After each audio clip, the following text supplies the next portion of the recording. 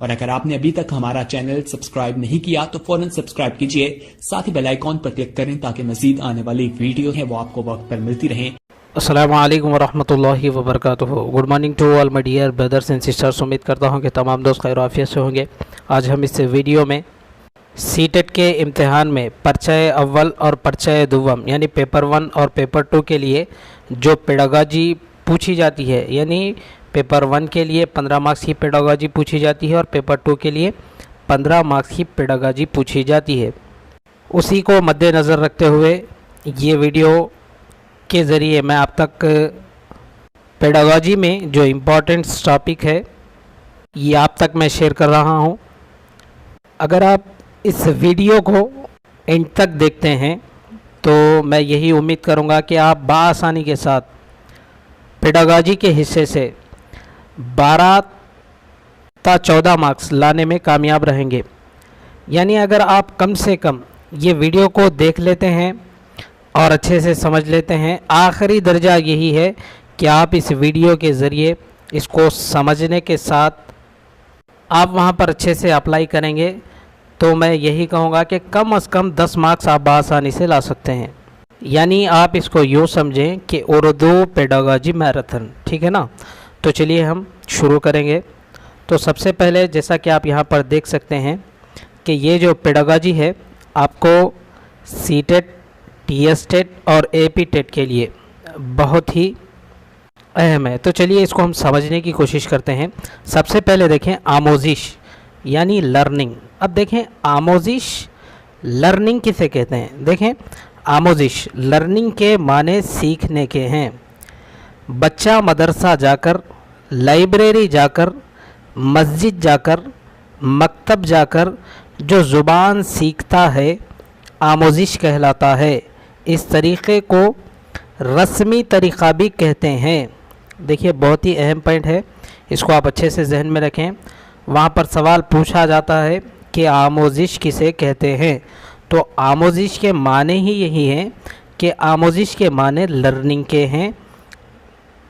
यानी आमोजिश इंग्लिश में हम उसको लर्निंग कहेंगे, उसके माने अगर देखें तो सीखने के हैं। उम्मीद करता हूँ कि ये आप समझ चुके होंगे। तो चलिए अब देखते हैं, यहाँ पर इसको और अच्छे से समझने की कोशिश करेंगे क्योंकि यहाँ से एक क्वेश्चन बनता है, आप पेपर उठाकर देख सकते हैं। आमोजिश, देखिए आमोजिश जो है रस्मी तरीक़ा है, मदरसे के ज़रिए सीखते हैं इसको, मकतब के ज़रिए, मस्जिद और मंदिर के ज़रिए, लाइब्रेरी के ज़रिए। उसके बाद देखें इक्तिसाब। देखिए आमोजिश और इक्तिसाब में फ़र्क है, इसको आप अच्छे से जहन में रखें।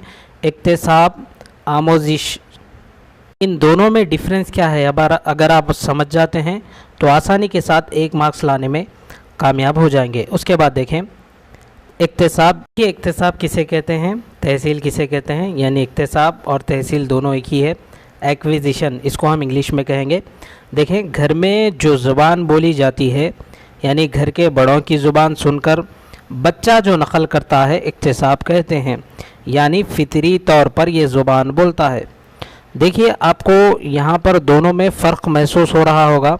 यानी दोनों में जो फ़र्क है रस्मी, यानी इसको हम रस्मी तरीक़ा कहेंगे। ये जो है ज़ुबान फ़ितरी तौर पर सीखेगा। इक्तिसाब जो ज़ुबान है वो फ़ितरी तौर पर सीखेगा, यानी घर में बड़ों से सुनकर। अगर वही आमोजिश यानी आपको लर्निंग सीखना है तो आपको मदरसा जाना पड़ेगा, मकतब जाना पड़ेगा, मस्जिद, मंदिर या फिर लाइब्रेरी के ज़रिए।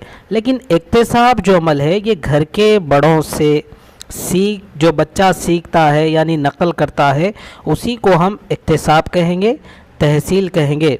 जैसा कि आप यहाँ पर देख रहे होंगे, यानी ये फितरी तौर पे होता है। देखिए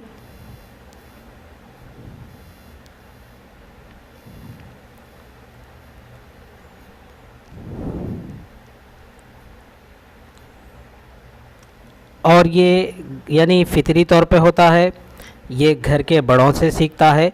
इसी को हम पहली ज़ुबान या फिर मादरी ज़ुबान कहेंगे, जैसा कि आप यहाँ पर देख रहे होंगे। इक्तिसाब यानी मादरी ज़ुबान, पहली ज़ुबान जो फितरी तौर पर बच्चा सीखता है। उम्मीद करता हूँ कि समझ आ गया होगा। तो चलिए हम नेक्स्ट स्लाइड की जानिब बढ़ते हैं। उसके बाद आप यहाँ पर देख रहे होंगे इस्तिखराई तरीक़ा। अब देखें, ये एक जदीद तरीक़ा है। इस तरीक़े में पहले मिसाल दी जाती है, फिर क़वायद बतलाए जाते हैं, यानी मालूम से नामालूम की तरफ।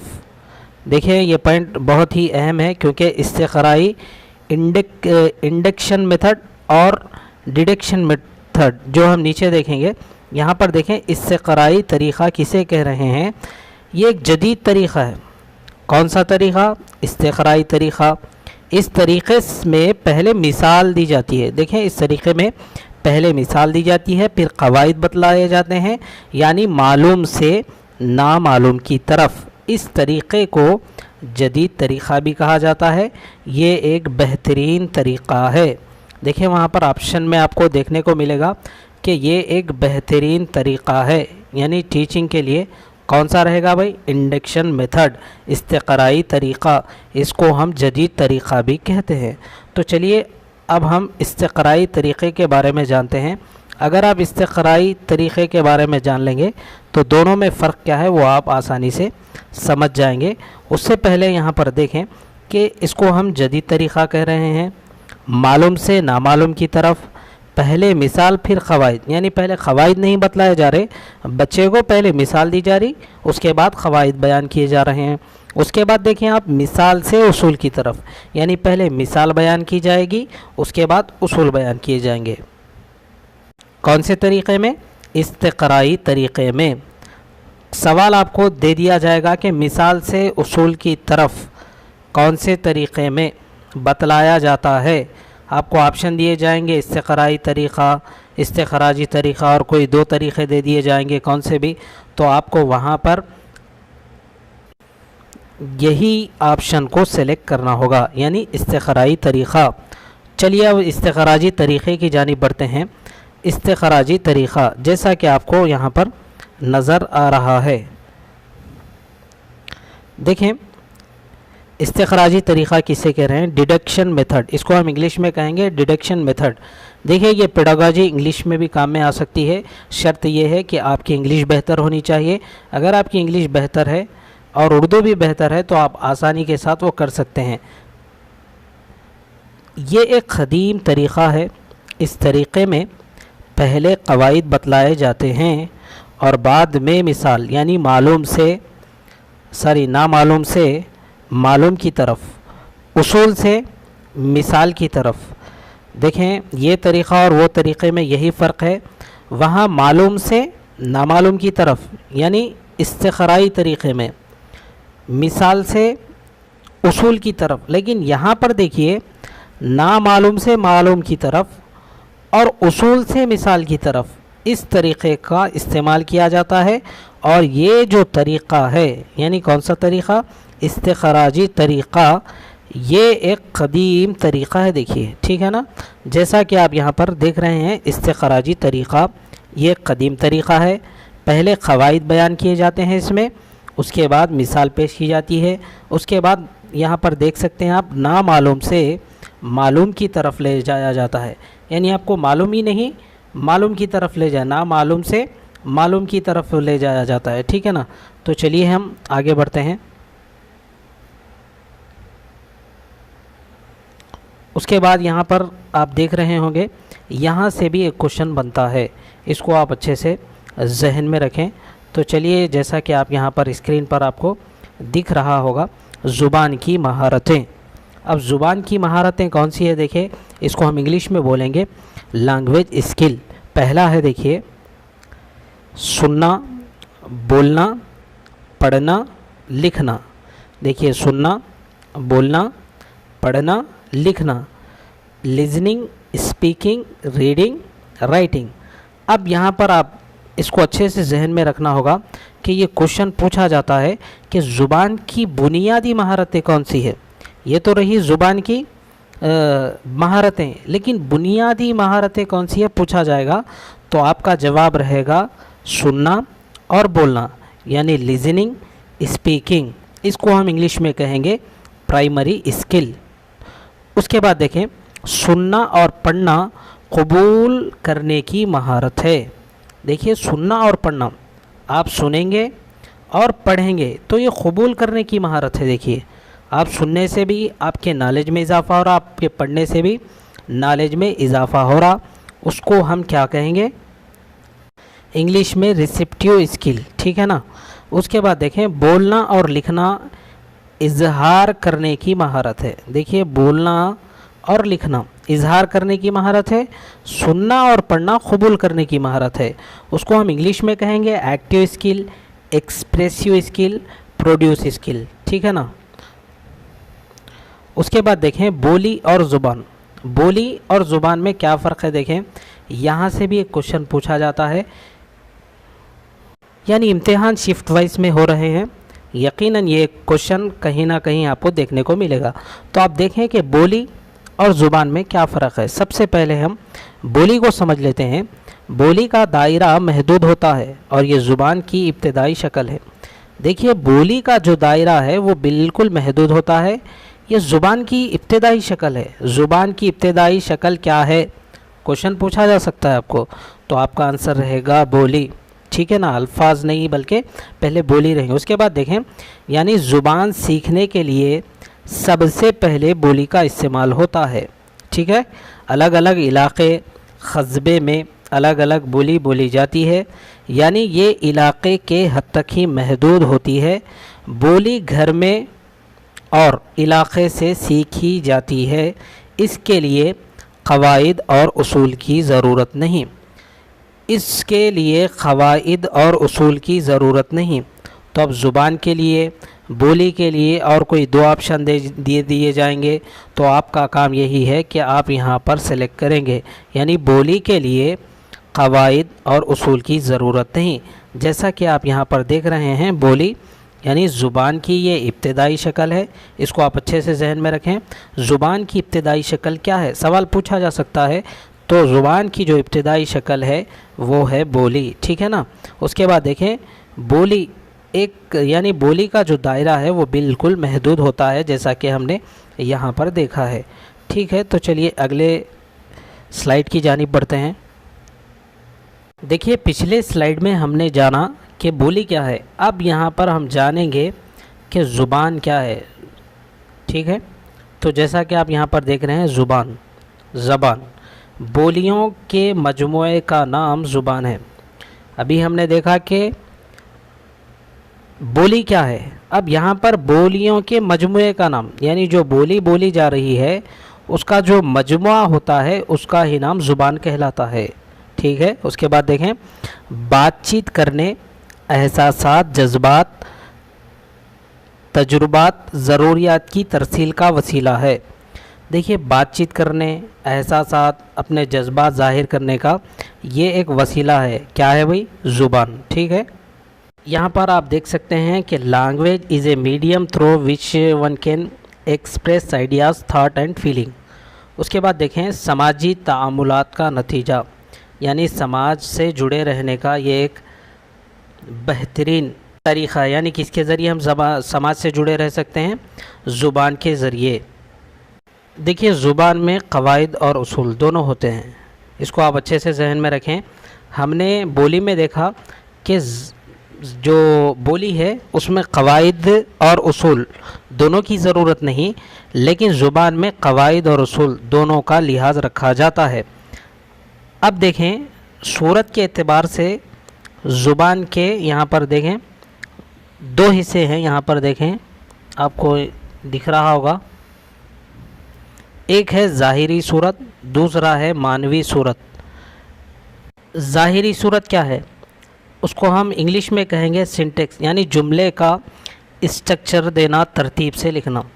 देखिए, जुमला तरतीब से लिखना यानी कोई भी एक जुमला है उसको आप तरतीब देना, उसी को हम कहेंगे ज़ाहिरी सूरत।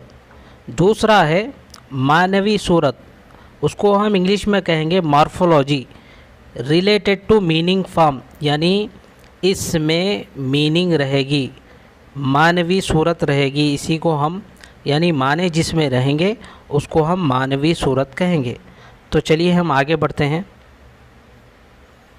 उसके बाद देखें, ज़ुबान की 3 किस्में हैं। यहाँ से एक क्वेश्चन ज़रूर बनता है, इसको आप अच्छे से जहन में रखें। ज़बान की कितनी किस्में हैं, ये भी सवाल पूछा जा सकता है। तो आपका जवाब रहेगा 3। तो एक एक कर कर हम समझने की कोशिश करेंगे। अगर किस्मत अच्छी रही तो आसान सा सवाल भी पूछ लिया जाता है कि ज़ुबान की कितनी किस्में हैं। तो अब देखें, अगर हम इसको अच्छे से पढ़ लें ये तो आसानी के साथ 1 मार्क्स यहाँ पर से भी हासिल कर सकते हैं। उसके बाद देखें यहाँ पर इशारों की ज़ुबान, यानी इशारों के ज़रिए ज़ुबान। उसके बाद है अलामतों की ज़ुबान, यानी यहाँ पर इशारों की ज़ुबान, साइन लैंग्वेज, अलामतों की ज़ुबान यानी राइटिंग लैंग्वेज, राइटन लैंग्वेज यानी लिखत में। उसके बाद ओरल लैंग्वेज यानी आवाज़ों की ज़ुबान। अभी जो मैं आपसे बात यानी वीडियो के ज़रिए आपसे मुखातिब हो रहा हूँ या फिर वीडियो आपको शेयर कर रहा हूँ, तो ये वही है। देखिए, यानी ज़ुबान की जो किस्में हैं उनमें से ये एक किस्म है। ठीक है, तो अब उसके बाद आगे बढ़ते हैं इशारों की ज़ुबान यानी साइन लैंग्वेज। तो चलिए पहले साइन लैंग्वेज क्या है उसको समझने की कोशिश करते हैं। जिस्म के आज़ा की हरकत, यानी जिस्म के जो आज़ा है हरकत यानी हरकत देकर ज़ुबान की नशोनुमा का, यानी आप इसको यूँ समझिए कि ज़ुबान, ये इशारों की ज़ुबान उसे कहते हैं जिस्म के आज़ा के हरकत, यानी जिस्म के आज़ा को हरकत में देते हुए ज़ुबान को ज़ाहिर करना। और ये ज़ुबान की नशोनुमा का पहला हिस्सा है। देखिए, ज़ुबान की नशोनुमा का पहला हिस्सा कौन सा है? तो आपको वहाँ पर 3 ऑप्शन दिए जाएंगे कि आवाज़ों की ज़ुबान या फिर अलामतों की ज़ुबान या फिर इशारों की ज़ुबान। तो हमारा आंसर यही रहेगा कि ज़ुबान की नशोनुमा का जो पहला हिस्सा है वो इशारों की ज़ुबान है। देखिए, इशारों की ज़ुबान के 3 तरीक़े होते हैं। पहले तो हमने जाना कि यहाँ पर आपने देखा कि ज़ुबान की 3 किस्में हैं। अब ज़ुबान की जो 3 किस्में हैं, पहली जो किस्म है इशारों की ज़ुबान, उसके फिर 3 किस्में हैं। उसको हम जान लेते हैं कौन से हैं। देखिए यहाँ पर बसरी यानी आँखों से देखते हैं। मिसाल के तौर पर चेहरा, आँख, हाथ, यानी ये नज़र आने वाली। देखिए, क्लास में टीचर इंटर हो गए तो बच्चों ने देखा खाली बसर यानी आँख से देखा, चेहरा, आँख, हाथ वगैरह वगैरह। उसके बाद देखें समात यानी इशारों की आवाज़ को जिनको हम सुनते हैं। मिसाल के तौर पर दस्तक देना, यानी घर के कोई बाहर आकर दरवाज़े पर बेल मार रहे हैं समझिए, या फिर कुंडी मार रहे हैं या फिर दस्तक दे रहे हैं। घंटी बजना, स्कूल की घंटी जो बजती है ये भी एक समात ही करते हैं हम। जैसा कि अब यहाँ पर चुटकी बजाना, चुटकी बजाकर अपनी बात को ज़ाहिर करते हैं। ये कौन सी ज़ुबान में है? इशारों की ज़ुबान है, और इशारों की ज़ुबान में ये समात है। ठीक है ना। उसके बाद देखें लिम्स, इसको क्या बोलेंगे भाई? छू कर इशारा करना, कोहनी मारना, हाथ दबाना। देखिए, छू कर इशारा करना, जैसा कि बच्चे पूरे बात कर रहे थे, टीचर क्लास में इंटर हो गए। इंटर होने के बाद बच्चे एक दूसरे को इशारा कर रहे हैं कि टीचर आ रहे, टीचर आ गए। ठीक है ना। और कोई दोस्त सो के है बेंच के ऊपर, यानी बेंच के ऊपर सर रख कर, तो उसको यूँ कोहनी से मारकर उठा के बतलाना कि भाई टीचर आ गए, यानी लिम्स के ज़रिए छूकर या फिर हाथ दबाकर। बहरहाल इसी को हम कहेंगे लिम्स। ये तमाम इशारों की ज़ुबान में आते हैं। देखिए, इसको आप अच्छे से जहन में रखें। तो चलिए हम आगे बढ़ते हैं। यहाँ पर आप थोड़ा सा नज़रअंदाज कर दें क्योंकि नीचे ऊपर हो गया। जैसा कि आप यहाँ पर देख रहे हैं अलामतों की ज़ुबान, यानी आप जैसा कि यहाँ पर देखें, इसको हम इंग्लिश में कहेंगे रिटन लैंग्वेज। किसी लफ्ज़ या आवाज़ को जब एक ख़ास अलामत या मानी में इस्तेमाल किया जाए या फिर किया जाने लगता है तो वो लफ्ज़ या आवाज़ उस मानी के लिए अलामत बन जाता है और तहरीर की शक्ल ले लेता है।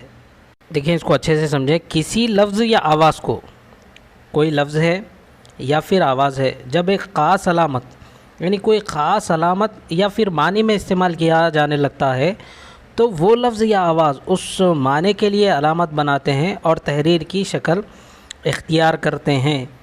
अब यहाँ पर आप देखें कि तहरीरी शक्ल ज़ुबान की एक मुस्तकिल शक्ल है। देखिए, तहरीरी जो शक्ल है ज़ुबान की एक मुस्तकिल शक्ल है। मुस्तकिल शक्ल कौन सी है? सवाल पूछा जा सकता है, तो आपका जवाब रहेगा अलामतों की ज़ुबान। देखें, इसको आप अच्छे से जहन में रखें कि written language is more stable creatable than the oral language. ये इंग्लिश में भी सवाल पूछा जाता है, यानी इंग्लिश की पेडागोजी में। इसको आप अच्छे से जहन में रखें, ये उर्दू और इंग्लिश दोनों में काम आएगा। उसके बाद देखें आवाज़ की ज़ुबान यानी ओरल लैंग्वेज, ये एक इक्तिसाबी अमल है। देखें, आवाज़ों की जो ज़ुबान है ये एक इक्तिसाबी अमल है जिसे हम सुनकर सीखते हैं। हमने देखा कि इक्तिसाबी अमल क्या है, घर के बड़ों से हम जो ज़ुबान सीखते हैं उसी को हम इक्तिसाब कहेंगे, और जो लर्निंग है यानी आमोजिश या फिर रस्मी ज़ुबान, ये हम मदरसे और लाइब्रेरी से सीखेंगे। तो चलिए हम आगे बढ़ते हैं। उसके बाद देखें, इसको आप अच्छे से जहन में रखें कि मादरी ज़ुबान और मियारी ज़ुबान। देखें, मादरी ज़ुबान और मियारी ज़ुबान, मादरी ज़ुबान किसे कहते हैं, मियारी ज़ुबान किसे कहते हैं। मादरी ज़ुबान फितरी तौर पर सीखते हैं। देखिए, मादरी जो ज़ुबान है यानी घर में जो बोली जाती है वो फितरी तौर पे सीखते हैं, आपको कोई सिखाते नहीं, यानी आप सुनकर नकल कर कर आप वो ज़ुबान बोलते हैं। मादरी ज़ुबान बच्चों के अंदर छुपी हुई सलाहियतों को फ़रोग़ देती है।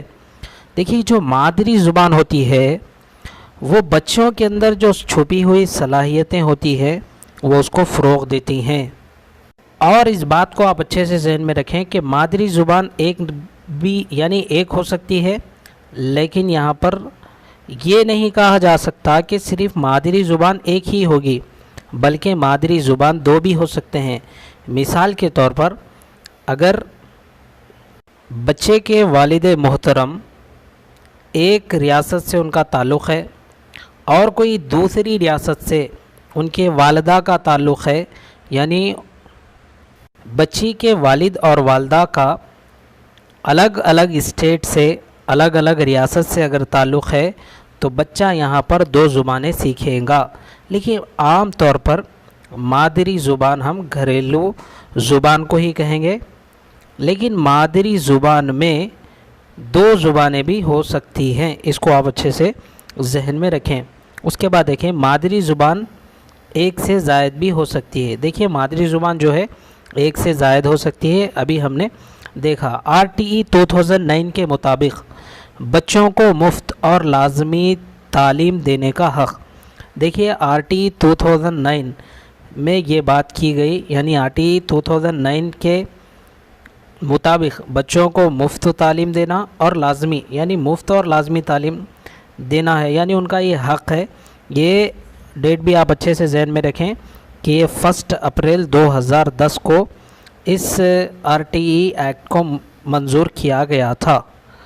देखिए, इसको आप अच्छे से जहन में रखें कि मादरी ज़ुबान में तालीम का हक़ आर्टिकल, यानी मादरी ज़ुबान जो हम पढ़ा रहे हैं, आर्टिकल कौन सी वो कौन सी आर्टिकल है जिसके तहत मादरी ज़ुबान पढ़ाई जाती है, तो आर्टिकल 350 है। देखिए, मादरी ज़ुबान फितरी तौर पर माहौल के ज़रिए सीखते हैं, ये गैर रस्मी है। देखिए, हमने पहले ही जाना कि भाई मादरी जो ज़ुबान होती है ये फितरी तौर पर यानी माहौल के ज़रिए, घर के बड़ों के ज़रिए सीखते हैं, और ये एक गैर रस्मी अमल है। उसके बाद देखें मियारी ज़ुबान। मियारी ज़ुबान उसको हम इंग्लिश में या देखें तो टारगेट लैंग्वेज कहेंगे, सेकंड लैंग्वेज कहेंगे। देखें, यहाँ पर इसको दूसरी ज़ुबान भी कहा जाता है। देखिए, मियारी जो ज़ुबान है उसको दूसरी ज़ुबान भी कहा जाता है। बच्चा तकरीबन 4 साल तक अपनी मादरी ज़ुबान सीख जाता है। देखिए, बच्चा 4 साल तक तकरीबन अपनी जो मादरी ज़ुबान होती है वो सीख जाता है। जब पहली बार वो स्कूल जाता है तो तकरीबन 5000 अल्फाज को वो जानता है। देखिए, जब बच्चा पहली मर्तबा स्कूल में कदम रखता है, स्कूल में कदम रखने से पहले बच्चा जो मादरी ज़ुबान होता है यानी मादरी जो ज़ुबान है उसके तकरीबन 5000 अल्फाज जानता है। तो चलिए आगे बढ़ते हैं। उसके बाद यहाँ पर देखें कि ज़ुबान की नशोनुमा में बच्चा दो तरह की ज़ुबान बोलता है। देखिए, ज़ुबान की नशोनुमा यानी ज़ुबान की नशोनुमा को अगर फ़रोग़ देना है तो बच्चा देखिए दो तरह की ज़ुबान बोलता है, एक अनापरस्त, दूसरा है समाजी। ज़बान का इस्तेमाल ख़ुद को मुखातिब करने के लिए, यानी ज़बान का जो इस्तेमाल करता है वो ख़ुद को मुखातिब करने के लिए कहता है यानी करता है, यानी अनापरस्त इसको कहेंगे, यानी ईगोसेंट्रिज़म, जो कि जीन पियाजे इसको कहते हैं। साइकोलॉजी में आपने पढ़ा होगा कि जीन पियाजे इसी को अनापरस्त, ईगोसेंट्रिज़म यानी ज़ुबान का इस्तेमाल ख़ुद को मुखातिब करने के लिए। उसके बाद देखें समाज यानी समाजी, दूसरों को मुखातिब करने के लिए। देखें नोम चॉम्स्की के मुताबिक, नोम चॉम्स्की क्या बयान कर रहे हैं, ये एक लिंग्विस्टिक थे, आप इनको अच्छे से पढ़े हैं। हर बच्चा ज़ुबान सीखने की सलाहियत लेकर पैदा होता है, इसको बेहतर से बेहतर माहौल फराहम करना चाहिए। देखिए, नोम चॉम्स्की कह रहे हैं कि हर बच्चा ज़ुबान सीखने की सलाहियत लेकर पैदा होता है, उसको बेहतर से बेहतर माहौल फराहम करना चाहिए। उसके बाद हम देखेंगे कि जीन पियाजे और वाइगाट्स्की क्या कह रहे हैं। पियाजे के मुताबिक देखें, दिमाग एक कोरी स्लेट के मानिंद होता है, इसको आप अच्छे से जहन में रखें। ये किसने कहा था, यानी ये कौन से माहिर नफ्सियात ने कहा था बोलकर आपको सवाल पूछा जा सकता है कि दिमाग एक कोरी स्लेट के मानिंद होता है। अब इसके माने क्या हैं? देखिए, पियाजे के मुताबिक ये है कि दिमाग एक काली स्लेट के जैसा होता है। अब यहाँ पर सीखेगा कैसा बच्चा? हवा से, कमसा से, यानी सेंस आर्गन से, आँख, नाक, कान, ज़ुबान, जिल्द, जिसको हम कहते हैं सेंस आर्गन, उससे बच्चा सीखता है। ये कौन कर रहे हैं? जीन पियाजे, यानी आँख, नाक, कान, ज़ुबान, जिल्द, यानी कॉग्निटिव के ज़रिए बच्चा ज़ुबान सीखता है, ये कह रहे हैं जीन पियाजे। वाइगाट्स्की की देखें, यानी वाइगाट्स्की की यहाँ पर बात करें, वाइगाट्स्की के मुताबिक बच्चा ज़ुबान समाजी राब्ते से सीखता है। वाइगाट्स्की कह रहे हैं कि बच्चा जो ज़ुबान है समाज के राब्ते से सीखता है, इसीलिए वाइगाट्स्की को सोशल कंस्ट्रक्टिविस्ट कहा जाता है, यानी सोशल कंस्ट्रक्टिविस्ट कहा जाता है। उसके बाद देखें पावलो और स्किनर के मुताबिक, पावलो और स्किनर के मुताबिक देखें तो इनका कहना है कि बच्चा मश्क के ज़रिए सीखता है, नकल के ज़रिए सीखता है, रटने के ज़रिए सीखता है। तो चलिए आगे बढ़ते हैं। जैसा कि आप यहाँ पर देख रहे होंगे, सुनने और पढ़ने की महारत दूसरे के ख़यालात को समझने से होती है। यहाँ पर ता आ गया, इसको आप नज़रअंदाज करें, होती है। इसको तहसीली या अग़्ज़ महारत, रिसेप्टिव स्किल कहते हैं। इसको हमने पहले भी पढ़ा है, यानी इससे पहले। उसके बाद देखें तामीरी महारत। तहसीली या अग़्ज़ महारत किसे कहते हैं? आपको सवाल पूछा जा सकता है। सुनने और पढ़ने की महारत या फिर दूसरों के जो ख़यालात को समझते हैं उसी को तहसीली या अग़्ज़ महारत कहते हैं। देखिए, सुनना और पढ़ना, सुनना और पढ़ना, लिसनिंग एंड रीडिंग, इसी को हम रिसेप्टिव स्किल या तहसीली या अग़्ज़ी महारत कहते हैं। तो चलिए आगे बढ़ते हैं। तामीरी महारत, इसको आप अच्छे से जहन में रखें। बोलने और लिखने की महारत का ताल्लुक़ अपनी बात और अपने ख़यालात दूसरों तक पहुंचाना, उन्हें मुतासिर करना तामीरी महारत कहलाता है। और तख्लीक़ी महारत, क्रिएटिविटी स्किल, दोनों सेम है, यानी दोनों सेम से मुराद तामीरी महारत और तख्लीक़ी महारत दोनों सेम ही हैं। देखिए, बोलने और लिखने की जो महारत है वो तामीरी महारत होती है, यानी उसके ज़रिए बोलने और लिखने की महारत का ताल्लुक़ अपनी बात और अपने ख़यालात, अपनी जो बात है, अपने जो ख़यालात है वो दूसरों तक पहुंचाना, उन्हें मुतासिर करना तामीरी महारत कहलाता है। और क्रिएटिविटी स्किल भी जो है, यानी तख्लीक़ी महारत, ये भी तामीरी महारत के जैसी ही है। उसके बाद चलिए आगे बढ़ते हैं। ज़ुबान की 4 बुनियादी महारतें। देखिए, ज़ुबान की कितनी महारतें हैं, यानी बुनियादी महारतें पूछा जा सकता है। इसको आप अच्छे से जहन में रखें। तो चलिए एक एक कर हम समझने की कोशिश करते हैं। सबसे पहले देखें ज़बान की 4 बुनियादी महारतें। पहला है सुनना यानी समात। समात से मुराद सुनना। लफ्ज़ों की बुनियाद पर, देखिए यहाँ पर बहुत ही इम्पॉर्टेंट है, इसको आप अच्छे से जहन में रखें कि सबसे पहले है ज़ुबान की 4 बुनियादी महारतें। पहला है सुनना यानी समात करना, लफ्ज़ों की बुनियाद पर समात करते हैं। उसके बाद देखें साबिक़ा मालूमात की बुनियाद पर।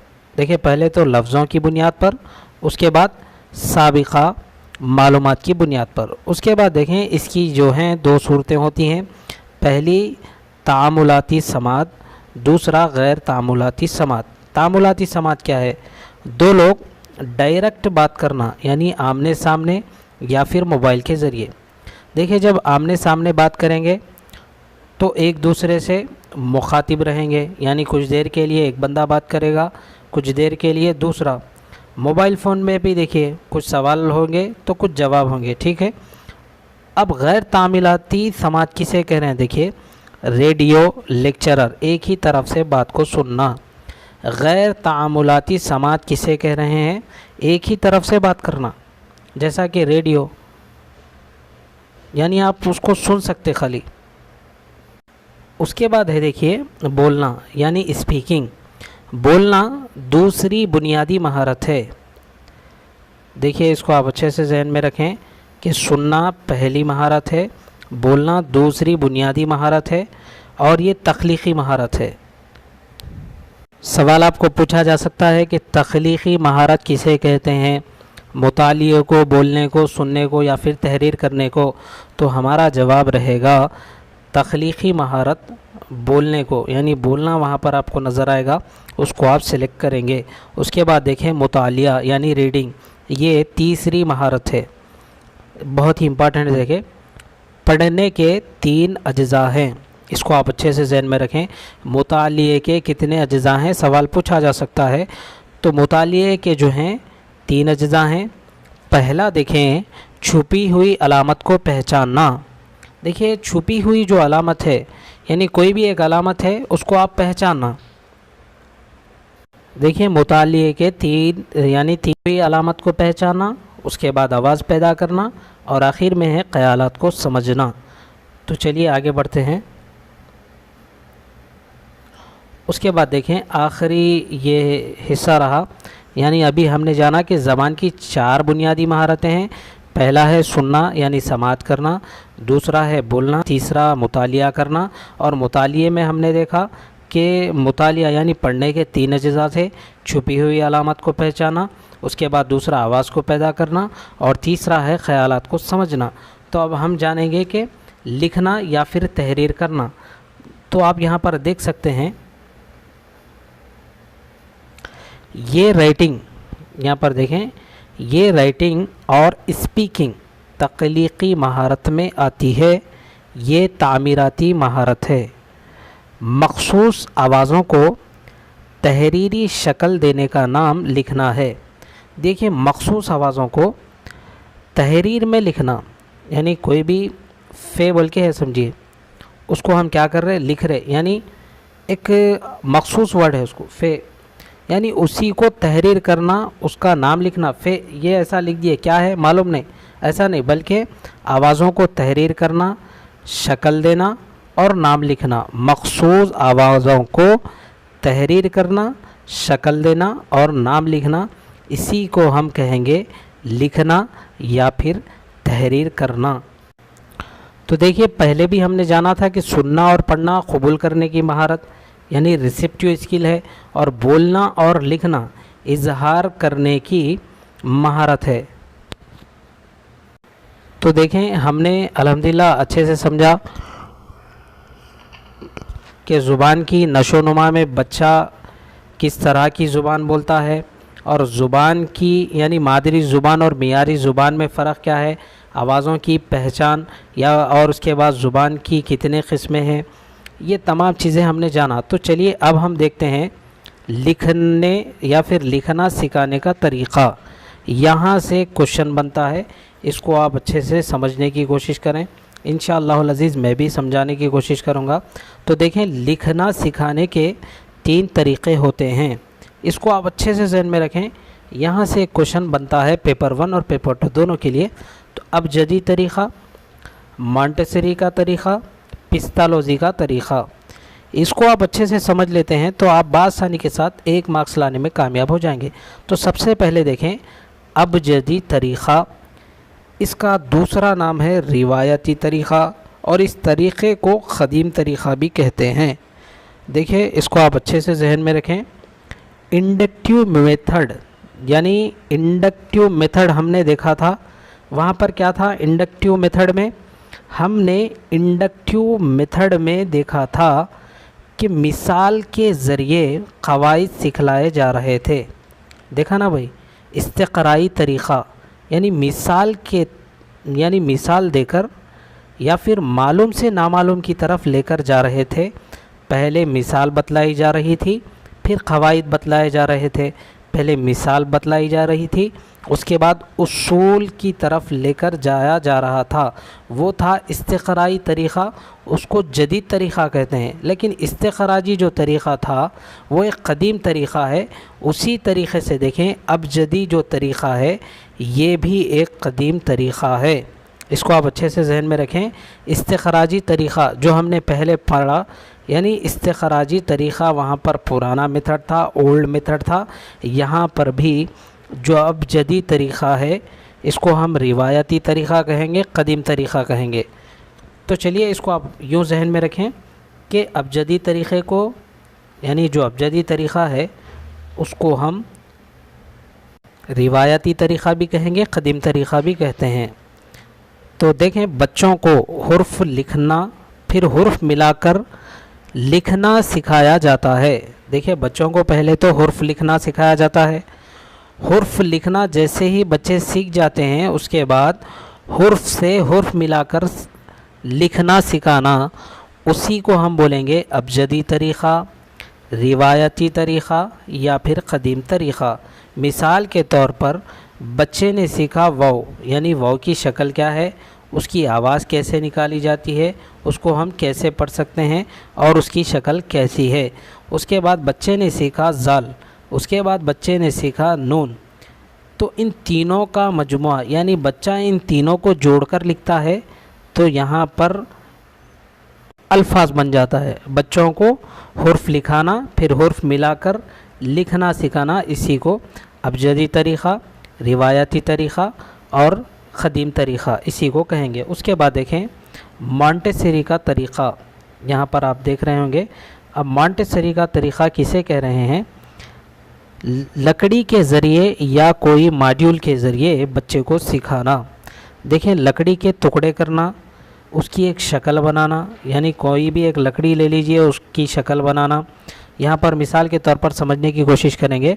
लकड़ी के ज़रिए इसको काट कर कोई भी हुर्फ़ की शक्ल देना, फिर उंगली फेर कर सिखाना। देखिए, मॉड्यूल के ज़रिए बच्चों को सिखाना मॉन्टेसरी का तरीक़ा कहलाता है। लकड़ी के ज़रिए या फिर लकड़ी को काट कर कोई एक हुर्फ़ की शक्ल दे देना और बच्चों को उस पर उंगली फेरने के लिए कहना। बच्चा जो मॉड्यूल है, लकड़ी जो काट कर हुर्फ़ बतलाए गए थे उसको अपने जहन में महफूज कर लेगा, उससे सीखेगा। उसी तरीक़े को बोलेंगे कि मॉन्टेसरी का तरीक़ा। तो चलिए हम आगे बढ़ते हैं, आखिरी जो तरीक़ा है उसको जानने की कोशिश करेंगे। उसके बाद देखें पिस्तालोजी का तरीक़ा। देखिए, इसको आप अच्छे से जहन में रखें। 3 तरीक़े में से एक तरीक़ा पूछा जाएगा। हो सकता है एक शिफ्ट में ना पूछे, लेकिन दूसरे तीसरे शिफ्ट में कहीं पर भी ये सवाल पूछा जा सकता है। पिस्तालोजी का तरीक़ा, ये तरीक़ा देखें, इस तरीक़े में लिखने की शुरुआत लाइनें खींचकर करवाई जाती हैं। देखिए आप छोटे बच्चों की अगर बुक लेकर देखें तो ऐसे डैश डैश डैश यहाँ पर ऐसा देगा, तो बच्चा क्या करेगा, उसको मिलाना सीखेगा। यानी ये समझिए अलिफ है, बच्चे को ऐसा मिलाने के लिए कहेंगे, उससे अलिफ बनेगा, उसको आदत पड़ जाएगी, यानी इसी तरीक़े से वो सीखेगा। इसको बच्चे मिलाकर लिखना सीखेंगे। जैसा कि आप यहाँ पर देख रहे हैं कि भाई यहाँ पर एरो मार्क जो दिख रहा है इसको ऐसा मिला लेंगे, यहाँ पर सीन है इसको ऐसा मिलाएंगे, यहाँ पर ये सर्किल जो है इसको ऐसा मिला लेंगे, तो इससे बच्चे यानी लिखना सीखेंगे। इसी को हम पिस्तालोजी का तरीक़ा कहेंगे। तो चलिए हम आगे बढ़ते हैं। मुतालिए की 3 किस्में हैं, टाइप्स ऑफ रीडिंग। देखें, कंफ्यूज मत होइए। मुतालिए रीडिंग यानी रीडिंग के हम वहाँ पर पहले 3 अज्जा पढ़े थे, अब यहाँ पर किस्में पढ़ रहे हैं। अज्जा अलग है, किस्में अलग है। मुतालिए के 3 किस्में हैं और 3 अज्जा है। तो चलिए अब यहाँ पर हम मुतालिए की किस्में देखते हैं। पहला है, माफ़ी चाह रहा हूँ, मुतालिए के यानी रीडिंग के देखें, पढ़ने के 3 अज्जा हैं। मुतालिए के अगर किस्में देखें तो 4 हैं। इसको आप अच्छे से जहन में रखें। इसकी 4 किस्में हैं। पहला है देखें सरसरी मुतालिया। देखिए सरसरी तौर पर आप मुतालिया कर रहे हैं, मिसाल के तौर पर किताब है या फिर अखबार है, डिटेल्स में नहीं पढ़ रहे आप, बल्कि सरसरी तौर पर अखबार है, हेडिंग देख लिए, इसी को हम बोलेंगे सरसरी मुतालिया। उसके बाद देखें अमीक़ और वसी का मुतालिया, यानी इबारत के हर पहलू पर गौर करना। इबारत जो होती है उसके हर पहलू पर आप गौर से पढ़ रहे हैं, उसी को हम अमीक़ और वसी मुतालिया कहेंगे। उसके बाद देखें स्कैनिंग का मुतालिया। इसको आप अच्छे से जहन में रखें कि स्कैनिंग इक़्तिबास के किसी ख़ास मालूमात की खोज के मकसद से मुतालिया करना। मिसाल के तौर पर आप देखें, आप एग्ज़ाम सेंटर जाएंगे, मिसाल के तौर पर सीटेट का आप जो इम्तिहान होने वाला है, सीटेट जब आप इम्तिहान देने जाएंगे तो आप अपना वहाँ पर हाल टिकट नंबर्स तो काफ़ी सारे होंगे, लेकिन आप अपना हाल टिकट नंबर गौर व फिक्र से देखेंगे, यानी स्कैन करेंगे, यानी जट ऐसा रफली देखेंगे। उसके बाद जैसे ही आपको अपना हाल टिकट नंबर वहाँ पर नज़र आएगा तो आप रुक जाएंगे, या फिर तारीख देखें, नाम या फिर फार्मूला। यहाँ पर मैं मिसाल भी दिया कि भाई हाल टिकट, इसी को हम कहेंगे स्कैनिंग। उसके बाद देखें बुलंद ख़वानी और ख़ामोश मुतालिया। देखें ये काफ़ी है, मैं इसको आप अच्छे से जहन में रखें कि बुलंद ख़वानी और ख़ामोशी मुतालिया। बुलंद ख़वानी कहाँ पे की जाती है और ख़ामोश ख़वानी यानी ख़ामोशी मुतालिया कहाँ पे किया जाता है, इसको आप अच्छे से जहन में रखें। जैसा कि आप यहाँ पर देखें, इससे तलफ़ुज़ और मानी का पता चलता है। यानी आप जब बुलंद ख़वानी करते हैं, आवाज़ से पढ़ते हैं, उससे तलफ़ुज़ और माने दोनों का पता चलता है। उसके बाद देखें और ये इब्तिदाई जमातों में, यहाँ पर देखें और ये इब्तिदाई जमातों में इस तरीक़े का इस्तेमाल किया जाता है, यानी प्राइमरी लेवल पर ये तरीक़े को इस्तेमाल किया जाता है, यानी बुलंद ख़वानी को। उसके बाद देखें ख़ामोश मुतालिया। ये देखें हाई लेवल पर क्या है, यानी समझना और लुत्फ़ अंदोज़ होना। कोई देखें कोई मज़ाहिया कलाम पढ़ रहे हैं आप, यानी मज़ाहिया मज़मून पढ़ रहे हैं, अकेले में है या फिर क्लास में ही है, आपको कह दिया गया कि खामोश ख़ानी के ज़रिए खामोशी का मुतालिया यानी खामोशी से मुतालिया कर लीजिए, तो आप पढ़ेंगे, उसी से लुत्फ़ अंदोज़ होंगे, यानी पहले समझेंगे उसके बाद लुत्फ़ अंदोज़ होंगे। तो देखें मुतालिए की जो किस्में हैं वो 4 हैं। देखिए अच्छे से जहन में रखें, मुतालिए की जो किस्में हैं कितने हैं, 4 हैं। लेकिन मुतालिए रीडिंग पढ़ने के अज्जा कितने हैं, अगर आपसे अज्जा पूछ लें तो 3 कहेंगे आप, यानी वहाँ पर 3 को वहाँ पर ऑप्शन जो नज़र आएगा उसको सिलेक्ट करेंगे। अगर किस्में पूछ लें मुतालिए की, देखें 3 अज्जा हैं। मुतालिए की अगर किस्में पूछ लें तो मुतालिए के 4 किस्म हैं या किस्में हैं। तो चलिए अब आगे बढ़ते हैं। जैसा कि हमने देखा कि सेकंड लैंग्वेज यानी दूसरी ज़ुबान, हमने देखा कि उसको हम टारगेट लैंग्वेज कह रहे हैं। दूसरी जो ज़ुबान है उसको हम मदरसे के ज़रिए सीखेंगे, यानी मदरसा जाकर सीखेंगे। तो दूसरी ज़ुबान की आमोज़िश के मराहिल, यानी कौन कौन से मराहिल है, इसको हम समझने की कोशिश करेंगे। यहाँ से भी क्वेश्चन बनता है, देखिए। तो चलिए हम देखते हैं। फितरी तौर पर या गैर रस्मी तरीक़े से आस पास के माहौल से बोली जाने वाली मादरी ज़ुबान है ये इक्तिसाब कहलाता है। यानी ये पहले भी हमने देखा कि फ़ितरी तौर पर या गैर रस्मी तरीक़े से, यानी वहाँ पर कोई क़वाइद नहीं होते, उसूल नहीं होते, वो जो दूसरी यानी पहली जो मादरी ज़ुबान हम सीखे उसी को हम कह रहे हैं इक्तिसाब। अब रस्मी तरीक़े से उस्ताद के ज़रिए, लाइब्रेरी के ज़रिए, मदरसे से ज़ुबान को सीखना, यानी मदरसा जाकर ज़ुबान सीखना दूसरी ज़ुबान की आमोज़िश कहलाता है। इसको आप अच्छे से जहन में रखें। रस्मी तरीक़े के 5 मराहिल। अब देखें रस्मी तरीक़े के 5 मराहिल है। सवाल आपको पूछा जा सकता है कि रस्मी तरीक़े के कितने मराहिल है, तो आपका जवाब रहेगा 5। तो चलिए हम एक एक कर इसको समझने की कोशिश करते हैं। पहला है देखिए खामोश या तहसीली मराहिल। देखें यहाँ पर खामोश या तहसीली मराहिल। देखें आमोज़गार नई ज़ुबान को सीखने के लिए उस ज़ुबान के अल्फाज को सीखने वक्त देता है, नई ज़ुबान में ज़ुबान का इजहार नहीं करता। देखिए आप वो टारगेट लैंग्वेज सीखने जा रहे हैं यानी दूसरी ज़ुबान, तो सबसे पहले यानी आमोज़िश यानी सीखने वाला आमोज़िशगार नई ज़ुबान को सीखने के लिए उस ज़ुबान के जो अल्फाज होते हैं उसको सीखने के लिए वक्त देता है। मिसाल के तौर पर अपनी ज़ुबान है, देखिए मादरी ज़ुबान उर्दू, हमें उर्दू आती है। अब हमें जब इंग्लिश सीखना है तो सबसे पहले हम क्या करेंगे, यानी आमोज़गार हम ही है समझिए, नई ज़ुबान हमें सीखना है तो हम क्या करेंगे, अल्फाज सीखेंगे। अल्फाज कौन से, ABCD, उसको सीखने के लिए वक्त देंगे। नई ज़ुबान का इजहार नहीं करता, यानी आपको ज़ुबान ही नहीं आ रही, आप ज़ुबान का इजहार कर सकते, बिल्कुल नहीं कर सकते। उसके बाद देखें इब्तिदाई तैयारी। अल्फाज को सीखने के साथ कुछ अल्फाज और मुहावरों की अदायगी करता है जो पिछले सीखे हुए अल्फाज से मिलकर बनते हैं।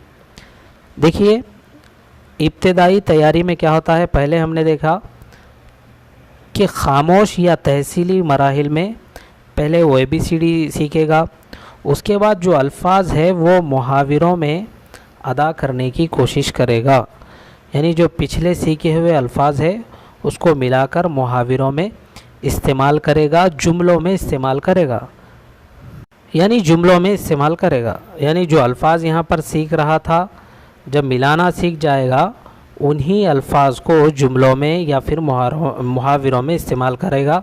उसी को इब्तिदाई तैयारी कहेंगे, यानी पहली तैयारी समझिए। उसके बाद है तकरीर की इब्तिदा। अब तकरीर की इब्तिदा किसे कहते हैं, ज़ख़ीरा अल्फाज में कई हज़ार अल्फाज जमा हो जाते हैं। देखिए पहले तो खामोश या तहसीली मराहिल में सीखने यानी आमोज़गार सीखने के लिए जो ज़ुबान के अल्फाज है उसको सीखता है, यानी उसको वक्त देता है, वहाँ पर ज़ुबान का इजहार नहीं कर सकता। अब इब्तिदाई तैयारी में हमने देखा कि अल्फाज को सीखने के साथ कुछ अल्फाज यानी जो लफ्ज़ होते हैं वो मुहावरों में अदा भी करता है, यानी पिछले जो सीखा है अल्फाज उसको मुहावरों में अदा करता है। अब तकरीर की इब्तिदा में अगर हम देखें तो ज़ख़ीरा अल्फाज में कई हज़ार अल्फाज जमा हो जाते हैं, वो छोटे छोटे जुमले बनाने लगता है, दूसरी ज़ुबान से जुड़ने लगता है। देखिए दूसरी ज़ुबान से कब, तकरीर की इब्तिदा में, यानी तीसरे हिस्से में। यहाँ पर देख सकते हैं आप ज़ख़ीरा अल्फाज में कई हज़ार अल्फाज जमा हो जाते हैं। पहले तो बच्चा क्या करा, ज़बान सीखने के लिए वो जो अल्फाज होते हैं उसको सीखने के लिए वक्त दिया। इब्तिदाई तैयारी में क्या करा, अल्फाज को सीखने के साथ कुछ अल्फाज जो सीखा था वो मुहावरों में अदा करने लगा। अब जब अल्फाज कई हज़ार उसके पास जमा हो गए, वो सीख लिया, तो तकरीर की इब्तिदा यानी ज़ख़ीरा अल्फाज में कई हज़ार अल्फाज जमा हो जाते हैं, वो छोटे छोटे जुमले बनाने लगता है, दूसरी ज़ुबान से जुड़ने लगता है। उसके बाद देखें इब्तिदाई रवां। आमोज़गार दूसरी ज़ुबान में सोचना और इजहार ख़याल करना शुरू करता है और पेचीदा जुमलों की तरसील की शुरुआत करता है। देखिए इब्तिदाई रवा में आमोज़गार जो है, जो दूसरी ज़ुबान होती है उसमें थिंकिंग यानी सोचना भी शुरू करता है, इजहार ख़याल भी करना शुरू करता है, और जो पेचीदा जुमला होते हैं उसकी तरसील करना भी शुरू करता है। उसके बाद आखिरी जो हिस्सा है देखें, रस्मी तरीक़े के जो 5 मराहिल में से आखिरी जो मरहला है वो है रवानी। मुसलसल रवानी, समाजी तामुलात, ज़ुबान की नुमाइश।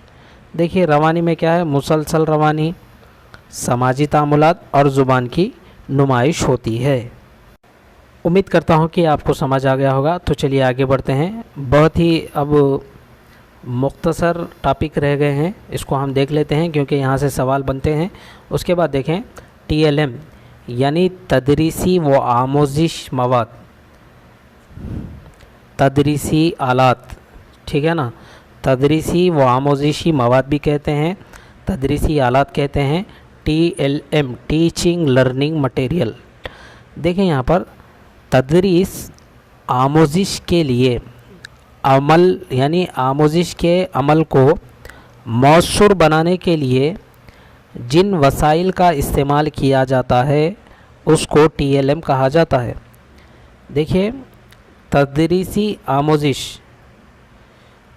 अमल को मौसूर बनाने के लिए यानी बेहतर अंदाज में पेश करने के लिए जिन वसाइल का यानी जिन वसीले का, मिसाल के तौर पर चाक पीस, डस्टर या फिर आपके पास कोई TLM मॉड्यूल है समझिए, तो उससे क्या होता है, आमोजिश यानी जो सीखने वाला है वो बेहतर तौर पर सीखता है।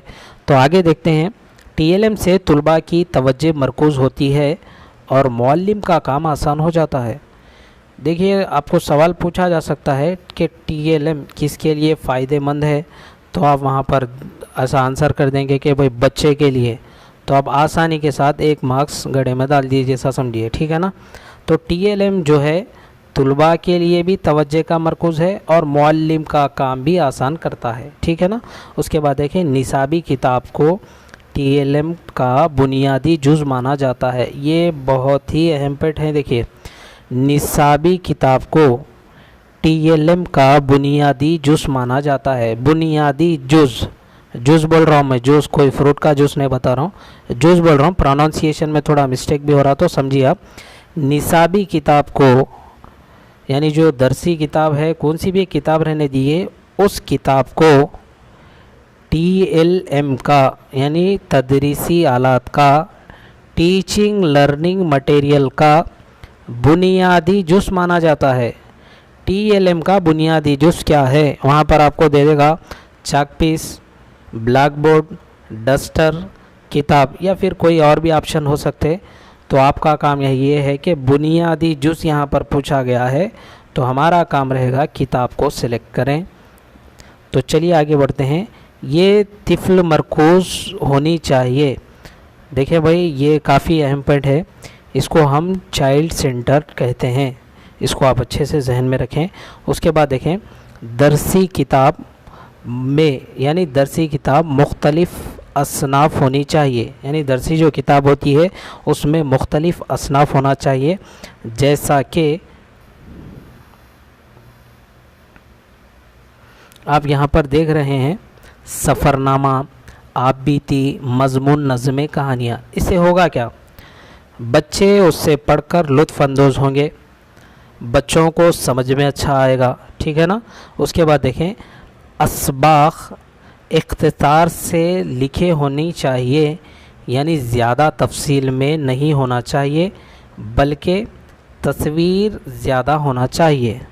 देखिए जो असबाक़ होते हैं वो इख्तिसार यानी ज़्यादा सबक बड़ा नहीं होना चाहिए, इख्तिसार यानी मीडियम, दरमियानी, वस्त जिसे हम कहते हैं, ज़्यादा छोटा नहीं ज़्यादा बड़ा नहीं बल्कि दरमियान में, यानी दरमियानी जो सतह है उसको अपनाना चाहिए।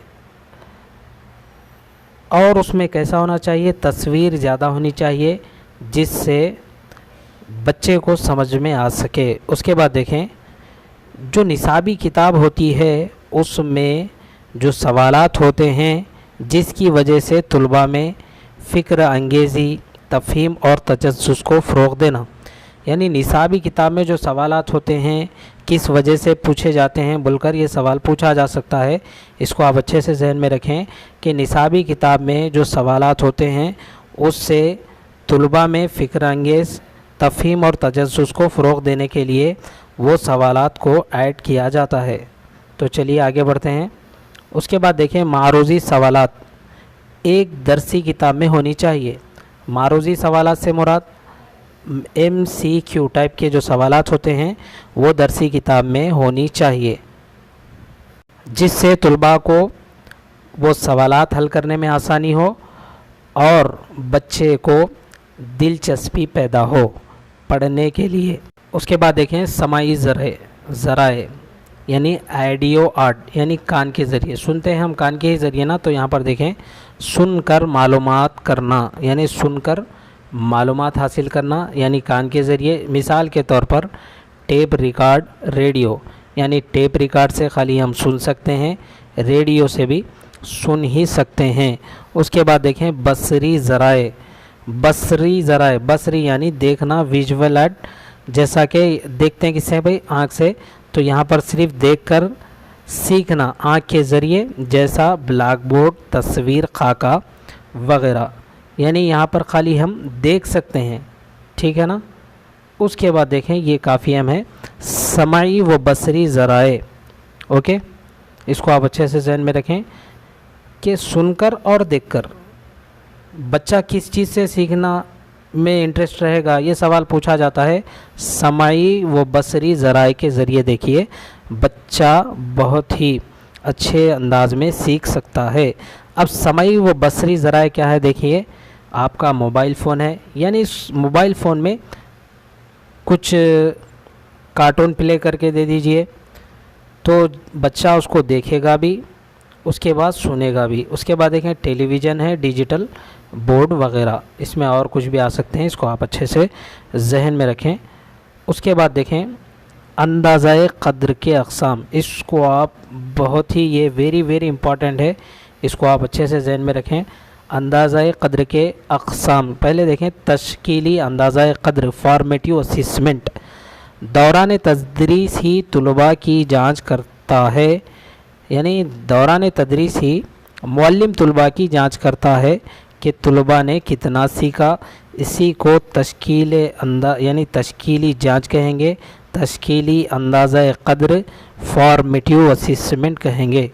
उसके बाद देखें तशख़ीसी जांच यानी डायग्नोस्टिक अंदाज़ा क़द्र तुलबा की फ़र्दन यानी तुलबा को अलग अलग तौर पर जांचता है, उसी को हम कहेंगे तशख़ीसी जांच। उसके बाद देखें तकमीली अंदाज़ा क़द्र सबमिटिव असिसमेंट, ये तदरीस मुकम्मल हो जाने के बाद अंदाज़ा क़द्र किया जाता है।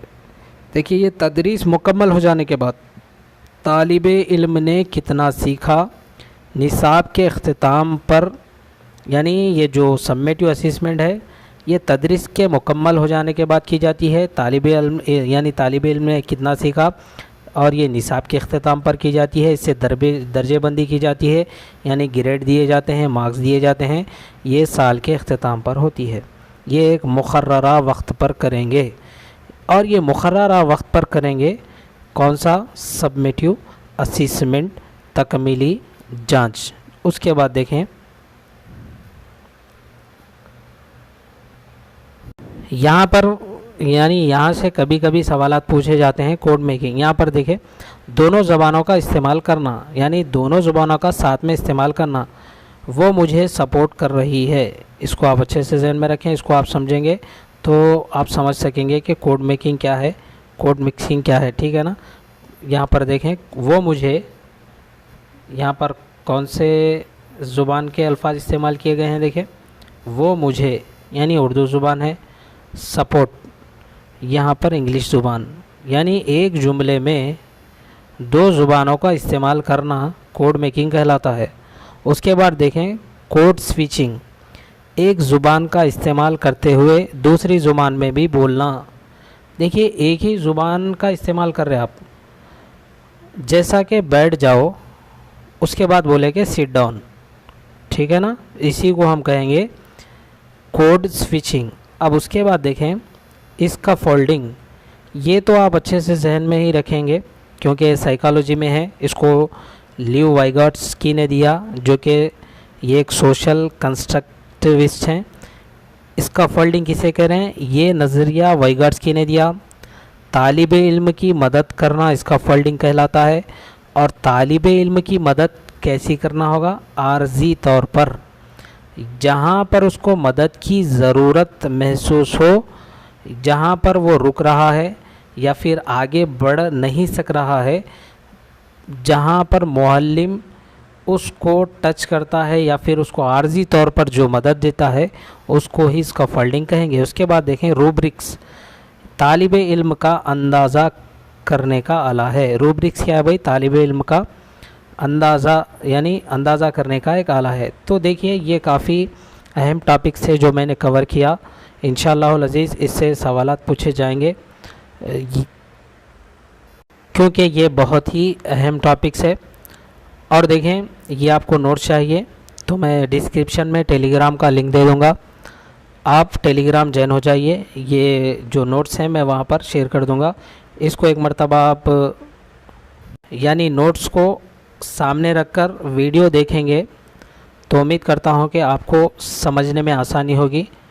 तो देखें अगर आप इस चैनल पर नए हैं तो चैनल को ज़रूर सब्सक्राइब करें, वीडियो को ज़्यादा से ज़्यादा शेयर करें। तो इंशाअल्लाहुल अज़ीज़ फिर हमारी अगली वीडियो में, जो कि करंट अफेयर्स, बहुत ही जल्द इस चैनल पर करंट अफेयर्स पेश किए जाने वाले हैं, यानी वीडियो के ज़रिए आप तक में शेयर किए जाने वाले हैं। तो चलिए फिर हमारी अगली वीडियो में मुलाकात होगी और अपना इम्तिहान अच्छा लिखिए। तो चलिए अस्सलामु अलैकुम, अल्लाह हाफिज़।